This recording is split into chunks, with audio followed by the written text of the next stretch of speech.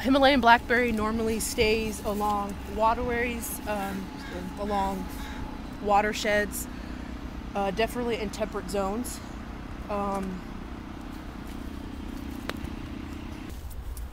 Himalayan blackberry is like an alien species to many people of the globe due to its confusing origin. Because of its name, many people think it comes from Nepal, but it doesn't. The plant is native to Armenia and was first introduced to Germany in 1835. It is stated that the Himalayan blackberry was first introduced to America from Europe in the late 1800s as a cultivated crop. But other stories state that a man named Luther Burbank, an American botanist, horticulturalist, and pioneer in agricultural science, discovered this plant in a catalog of unidentified seed exchange in India. Hence the name Himalayan blackberry. He brought it back with him to America in 1885, and he grew it in his backyard. He noticed that the plant grew fast and berries it produced were larger and sweeter than most common other blackberries in America, making it more attractive species for both domestic and commercial fruit production. The Himalayan blackberry escaped from cultivation and has become an invasive non-native species in most of the temperate world. Because it is so hard to contain, it quickly got out of control with birds and other animals eating the berries and with spreading the seeds. From this, the plant eventually spread to Pacific Northwest, where it is now widespread. It can also be found in Australia and New Zealand. It's considered a noxious weed in the Pacific Northwest, and it is rapidly occupies disturbed areas such as lowland areas and streamside areas, as you can see right here. It is very hard to eradicate. Once established, it tends to outcompete with native vegetation. All in all, many people in the Pacific Northwest developed a love-hate relationship with the plant. Many parks in Seattle, such as Discovery Park, encourage people to eat the berries so that small animals do not spread the seeds. Some farmers use it as barriers for their livestock. The Himalayan blackberry is even used as a riparian factor and planted for erosion in the central Washington area.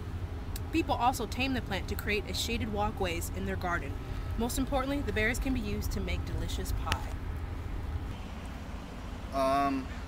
Robust perennial sprawling, more or less evergreen shrub, Rubus urmanicus, aka Himalayan blackberries, is a species of rubus. Rubus is a genus comprised raspberries, blackberries, and dewberries in the rose family, Rosaceae. Rose family, Rosaceae, is in the order of roseales under the class of Magnoliopsida. Magnoliopsida is a class in which seed plants produce an embryo with dicotyledons and net-veined leaves under the division of flowering plants, Magnoliophyta.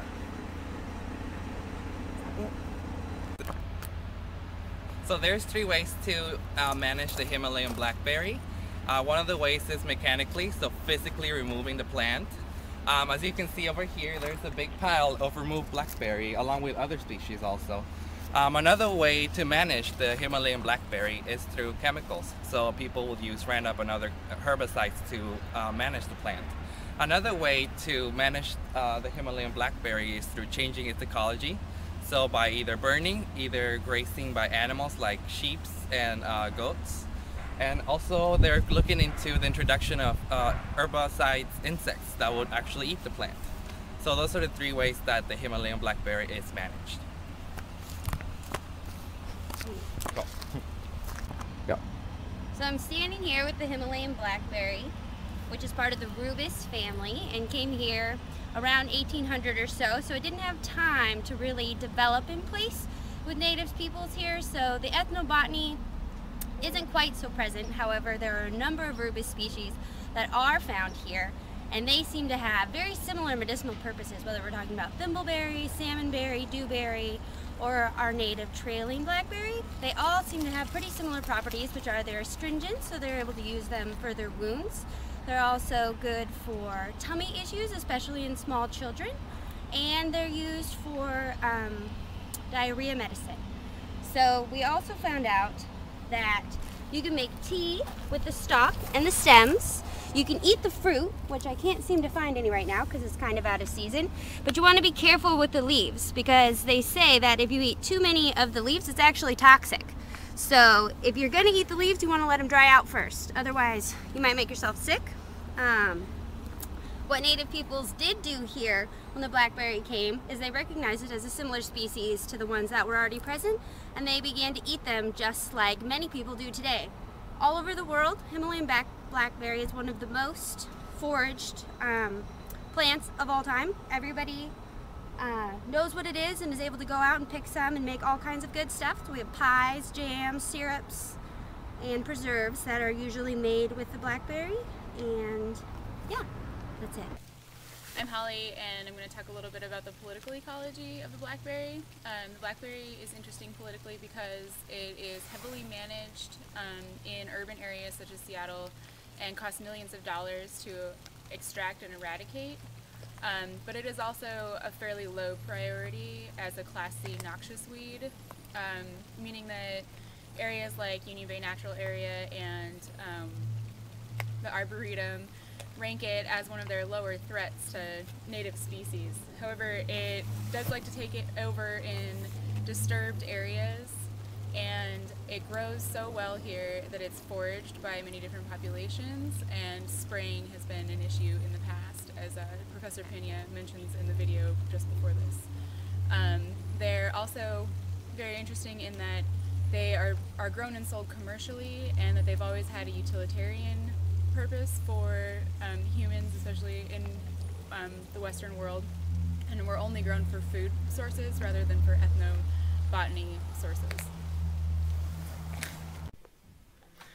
I'm Devin Pena, professor of anthropology, American ethnic studies, and environmental studies at the University of Washington. What do I know about Himalayan blackberry? First thing that comes to mind is that it's an introduced, it's not a native species. It came here as an ornamental along with English ivy, and both of these species have completely displaced native plants, both in our public and private lands, across much of the Puget Sound bioregion. I also know that it's very good.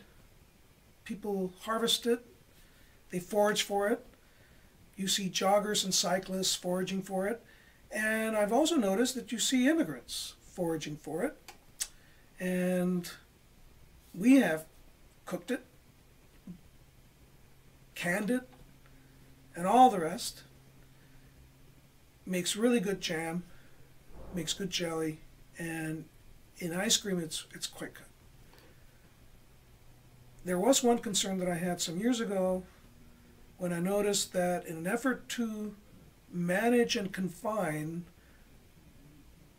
this invasive species, or this introduced species as I prefer to say, the city was spraying herbicide on them. And then the immigrants, many of them Vietnamese and other Asian immigrants, were coming in after the spraying and eating the berries. So I wrote a letter to the city of Seattle saying, do you know that immigrants are foraging for this stuff after you spray it, even though you have a sign that says it's been sprayed, you should leave it alone.